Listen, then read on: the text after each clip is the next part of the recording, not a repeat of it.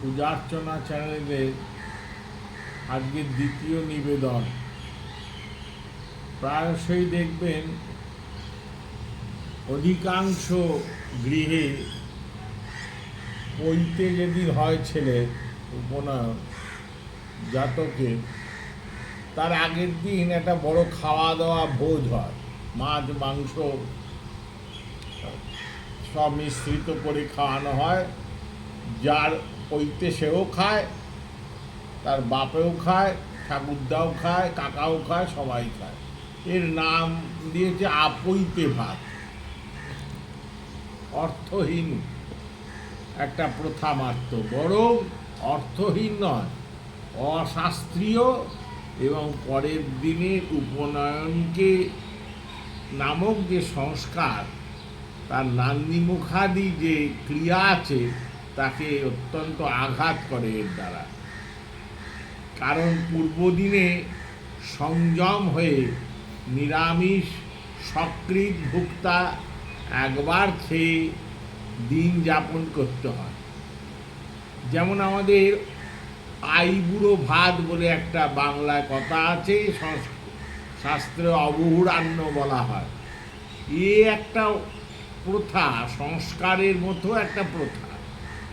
এই যে বিয়ের আগের দিনই আইবুড়ো ভাত খেতে হবে এমন কোনো মানে নেই, বা বিয়ে উপলক্ষ করে তার কদিন আগের থেকেই জায়গায় জায়গায় খেতে হবে তাও মানে নেই।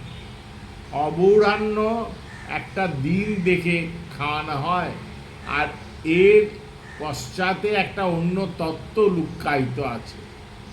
একে অনুসরণ করে এখন মায়েরা মাসিমারা ঠিক করেছেন আপৈতে ভাত।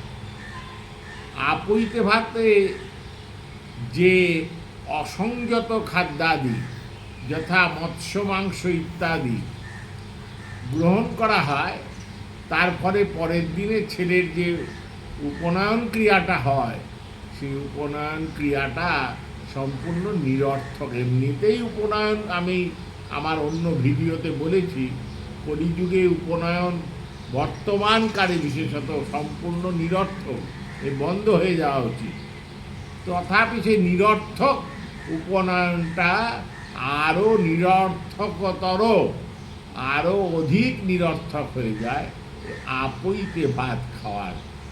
আমাদের জানা নেই, পূজার্চনা চ্যানেলের নিবেদন, কোনো বিদ্বান যদি এই আপৈতে ভাতের ওপর কোনো কথা বলে দিতে পারেন, প্রকাশ করেন, আমরা কৃতার্থ হব। কারণ আপৈতে ভাত খাওয়ার পরের দিনও সে পিতৃগৃহে খাবে, গুরুগৃহে যায় না। গুরুগৃহে গিয়ে বেদ পাঠ আর করে না। গুরুগৃহে যদি যেত, তাহলে নয় কদিন আগে তাকে একবার শেষবারের মতো বাড়ির খাওয়ানো হতো, খাওয়ানো যেতে পারত। কিন্তু সে তো বাড়িতেই থাকবে, বাড়িতেই খাবে, এবং যতদিন না সে তার শরীর অবসান হচ্ছে, সে খেয়েই যাবে গৃহেতে। সেখানে আপৈতে ভাত এই নামক একটা প্রহসনমূলক প্রথা কেন চালু আছে আমরা জানি না। জয় গুরু, জয় শ্রী সীতারাম।